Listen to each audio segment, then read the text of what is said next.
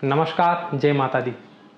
हर कोई चाहता है कि उसका मन पसंदीदा इंसान सिर्फ उसकी सुने, जैसा वो चाहता है वैसा करे, इनडायरेक्टली कहे तो उसी के वश में रहे।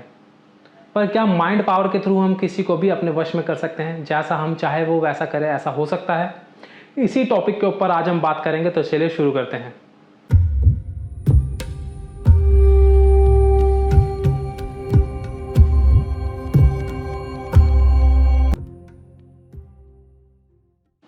सबसे पहले टू द पॉइंट मैं कहूँगा, हाँ, माइंड पावर के थ्रू हम किसी को भी वश में कर सकते हैं, किसी से भी हम जो चाहें वो करवा सकते हैं। और इसको मैं आज आपको एग्जाम्पल के साथ समझाऊंगा। तो सबसे पहले ये समझ लीजिए कि माइंड की बहुत सारी फैकल्टीज होती हैं जिसके डिफरेंट डिफरेंट फंक्शंस होते हैं, और उसी में से एक फैकल्टी है फैसिनेशन की। फैसिनेशन का मतलब है किसी की भी डिजायर को अपने अकॉर्डिंग बैंड करना और अपने अकॉर्डिंग शेप देना। ये मेरी पर्सनल डेफिनेशन है फैसिनेशन की। और फैसिनेशन को हम करते हैं थ्रू मैज़मरिज्म, हिप्नोसिस, मैग्नेटिज्म, इन सारी चीज़ों के थ्रू फैसिनेशन को करते हैं। काफ़ी लोग इसको अननोइंगली थोड़ा थोड़ा यूज़ करते हैं। तो फैसिनेशन के अंदर जो चीज़ें आती हैं, पहले हम उनके ऊपर चर्चा करते हैं, जिसमें सबसे पहले है मैज़मरिज्म। अब मैज़मरिज्म जो वर्ड है ये फ्रांस से आया है, और ये मैज़मर एक बहुत बड़े साइकोलॉजिस्ट थे, उनके थ्रू आया है। सबसे पहले इसको एनिमल मैग्नेटिज्म कहा जाता था। अब मैज़मरिज्म में टू द पॉइंट सजेशंस के थ्रू सामने वाले को वशीकरण किया जाता है, यानी कि उसको हिप्नोटाइज किया जाता है। अब इसमें दो तरीके से सामने वाले को सजेशंस दिए जाते हैं, जिसमें एक डायरेक्ट सजेशन होता है और एक होता है इनडायरेक्ट सजेशन। अब डायरेक्ट सजेशन सामने वाले को तभी दिया जाएगा जब उसको पता हो कि उसको ट्रीटमेंट दिया जा रहा है किसी प्रकार का, यानी कि जब आप किसी साइकोलॉजिस्ट के पास जा रहे हैं, किसी डॉक्टर के पास जा रहे हैं। मगर जो हम वशीकरण कर रहे हैं, यानी कि किसी को आप इन्फ्लुएंस कर रहे हैं, अपने अकॉर्डिंग उसकी डिज़ायर को शेप दे रहे हैं, उसके लिए लोग इनडायरेक्ट सजेशंस का यूज़ करते हैं। अब इसको एग्जाम्पल के लिए समझने की कोशिश कीजिए। इनडायरेक्ट सजेशन का मैं आपको एग्जाम्पल देता हूँ। मैं जिस भी लड़की से पूरी फोकस के साथ बात करता हूँ वो मेरे प्यार में पड़ जाती है, और तुम भी मेरे प्यार में पड़ सकती हो। और सपोज तुम मेरे प्यार में पड़ चुकी हो, तो अब ये बताओ हम किस प्रकार बात करेंगे। अब देखिए, ये एक एग्जाम्पल था इनडायरेक्ट सजेशन का, जिसमें इनडायरेक्ट सजेशन क्या है, तुम मेरे प्यार में पड़ सकती हो, तुम मेरे प्यार में पड़ चुकी हो। मगर मैंने बहुत स्विफ्टली अपने टारगेट का ध्यान जो सजेशंस हैं उससे हटा भी दिया। वो कैसे? मैंने एंड में उसके ध्यान को अवॉइड करने के लिए एक और एडिशनल सेंटेंस यूज कर दिया कि सपोज अब आप ऐसा हो चुका है, तो अब आप किस प्रकार बात करोगे। अब उसके सबकॉन्शियस का ध्यान जाएगा ही नहीं मेरे सजेशन पर, उसके सबकॉन्शियस का सारा ध्यान मैंने एंड के सेंटेंस पे डलवा दिया है। अब वो अपने माइंड का फोकस सारा इस बात पे लगाएगा कि हाँ, ऐसा कैसे होगा। तो ये था इनडायरेक्ट सजेशन का एग्जाम्पल, इसमें सामने वाले को पता भी नहीं चलेगा।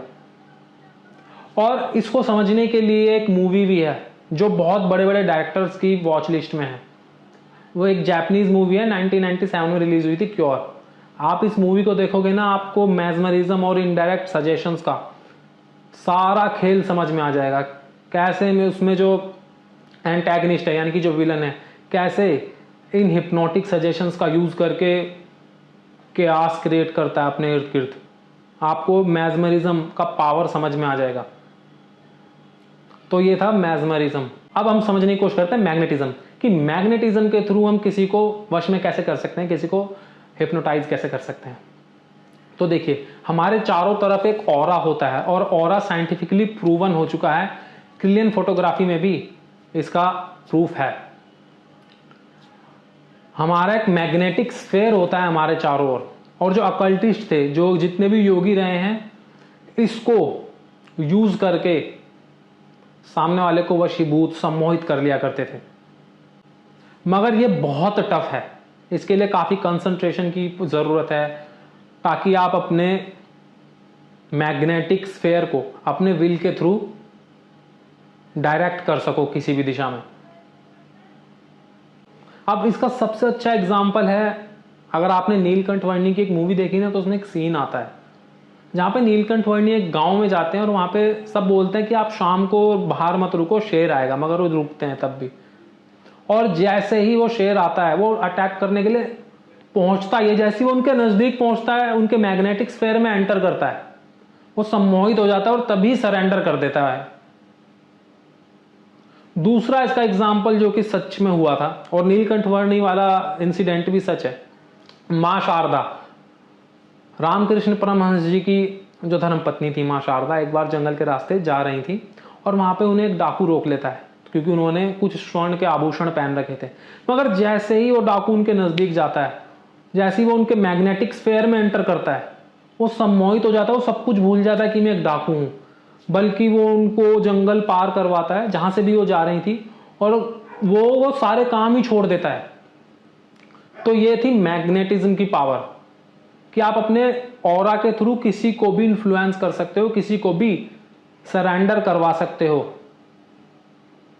मगर इसके लिए बहुत ज्यादा कंसंट्रेशन की एक्सरसाइजेस की जरूरत है, त्राटक, और ताकि आप पहले आपको ये सीखना पड़ेगा कि अपने मैग्नेटिक स्फीयर को कैसे डायरेक्ट करना है किसी भी डायरेक्शन में। अब कई लोगों का ऑटोमेटिकली जो मैग्नेटिक ऑरा है स्ट्रांग होता है।